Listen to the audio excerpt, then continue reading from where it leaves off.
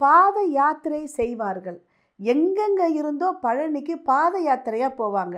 ஏன் பழனிக்கு போறாங்க அப்படின்னா, அவர் வந்து இருந்த நாள், கைலையில் இருந்து பழனிக்கு அவர் வந்த நாள் திருஆவினன்குடிக்கு தைப்பூசம் அன்று அப்படின்றதுனால இன்றைக்கும் கால்நடையாக இறைவனை பக்தர்கள் வணங்குறாங்க. தைப்பூசம் அன்று வள்ளலார், வடலூர் வள்ளலாருக்கு ரொம்ப விசேஷம். சமரச சுத்த சன்மார்க்க சங்கம். வள்ளலார் தைப்பூச திருநாள் அன்னைக்கு தான் ஜோதியாக காட்சி தருவார் அப்படின்னு சொல்லுவாங்க.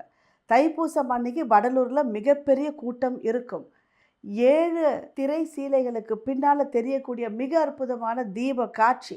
ஏன்னா இதெல்லாமே அறிவு சம்பந்தப்பட்டது.